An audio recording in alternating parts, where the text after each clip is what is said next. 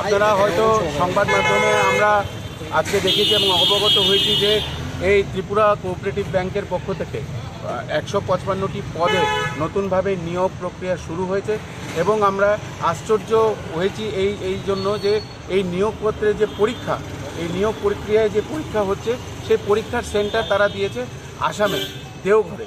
আমাদের প্রশ্ন ডিব্রুগড়ে। আমাদের প্রশ্ন যে কেন ত্রিপুরার ছেলেরা এখানে পরীক্ষা না দিয়ে এত পয়সা খরচা করে তারা ওইখানে যাওয়াটা তাদের জন্য সম্ভব না। আমরা সংবাদ মাধ্যমে পড়েছি যে একটা ছেলের সেখানে গিয়ে দুদিন থাকতে হবে, আসা যাওয়ার খরচা মিলিয়ে মোটামুটি 10 থেকে 15,000 টাকা খরচা।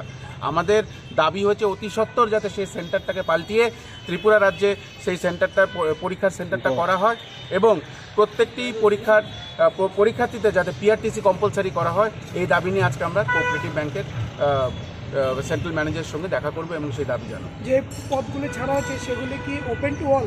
Open to all. ওখানে সিনিয়র ম্যানেজার, কিছু সিনিয়র ম্যানেজারের পদ আছে।